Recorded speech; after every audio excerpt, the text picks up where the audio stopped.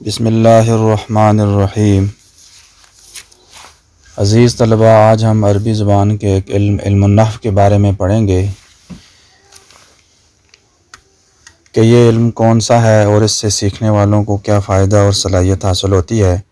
علم نحو کی تعریف ہم ایسے کریں گے کہ یہ وہ علم ہے جو ہمیں یہ سکھاتا ہے کہ اسم، فعل اور حرف کو کیسے جوڑ کر جملہ بنانا ہے، اور ہمیں یہ بھی بتاتا ہے کہ لفظ کے آخر کی صورتحال کیا ہوگی، یعنی لفظ کے آخر میں پیش ہوگی، زبر یا زیر ہوگی۔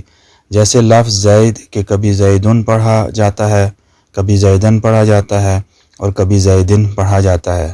علم نحو سے ہمیں یہ معلوم ہو جائے گا کہ کہاں زید کو زیدن پڑھنا ہے اور کہاں زیدن پڑھنا ہے یا زیدن پڑھنا ہے۔ مزید آگے بڑھنے سے پہلے ہم یہ دیکھتے ہیں کہ لفظ کسے کہتے ہیں۔ جب بھی انسان اپنی زبان کو حرکت دے اور کوئی آواز اس کے منہ سے باہر آئے تو وہ لفظ کہلاتا ہے۔ اگر لفظ کا کوئی معنی نہ ہو تو اسے مہمل کہتے ہیں، اور اگر اس کا معنی ہو تو اسے موضوع کہتے ہیں اور اسے کلمہ بھی کہا جاتا ہے۔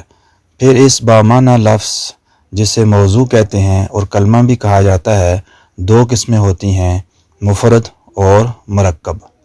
مفرد ایک ہی لفظ کو کہتے ہیں اور جس کے ایک ہی معنی ہوں، جیسے حامد، الاسد، الشجر، القمر، المکۃ، المدینہ۔ بامعنی لفظ جسے ہم کلمہ کہتے ہیں، اس کی تین قسمیں ہیں، اسم، فعل اور حرف۔ اسم کسی شخص، جگہ یا چیز کے نام کو اسم کہتے ہیں۔ اسم میں کوئی زمانہ نہیں پایا جاتا، جیسے حامد، سلمى، الاسد، الشجر، القمر، الوردۃ، المکۃ، المدینہ۔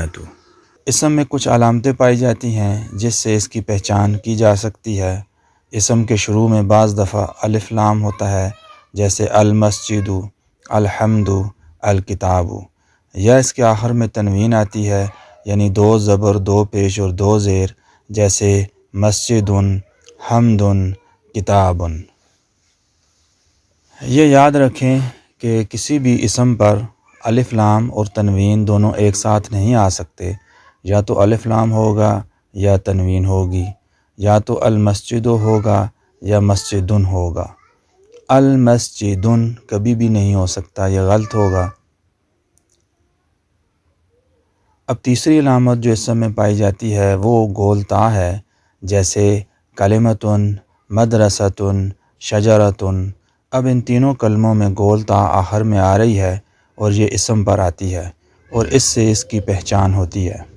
یہ اسم کی تین علامتیں ہیں۔ اس کے علاوہ بھی اس کی علامتیں ہیں جن کو ہم آئندہ کسی سبق میں پڑھیں گے۔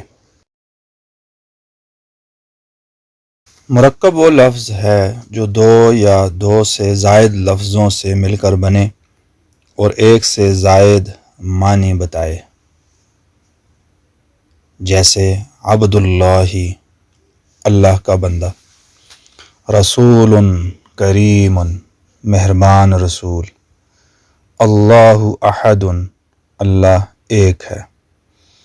اب یہ تینوں مثالوں کو جب ہم دیکھیں تو ہم دیکھتے ہیں کہ یہ ایک سے زائد معنی ادا کر رہے ہیں۔ عبد اللہ، اللہ کا بندہ، رسول کریم، مہربان رسول، اور اللہ احد، اللہ ایک ہے۔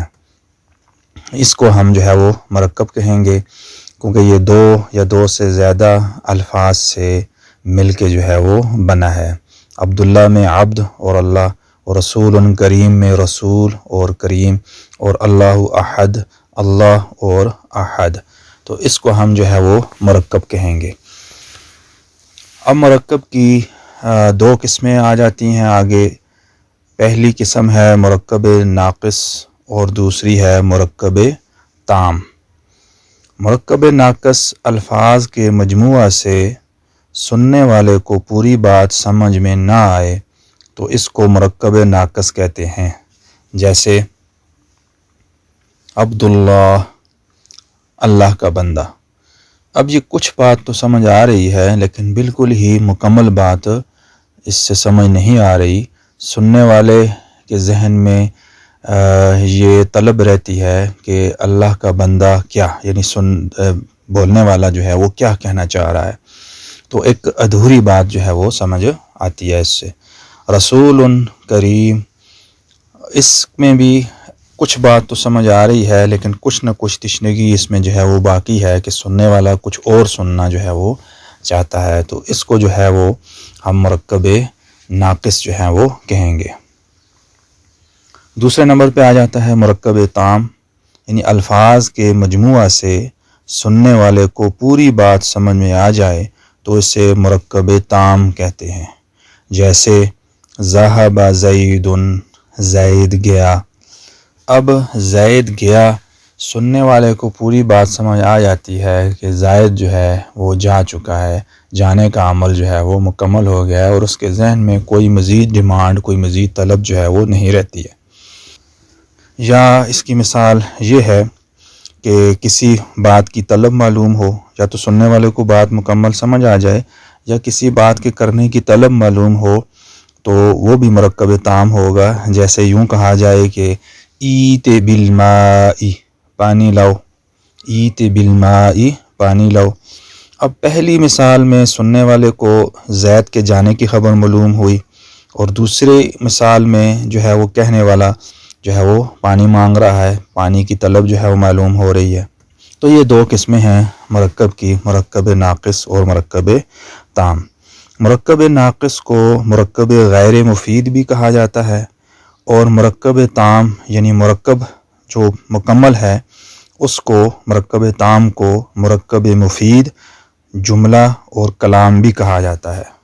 مرکب ناقص کو مرکب غیر مفید، اور مرکب تام جس سے پوری بات سمجھ میں آ جاتی ہے اس کو مرکب مفید بھی کہتے ہیں، جملہ بھی کہتے ہیں، اور کلام بھی کہتے ہیں۔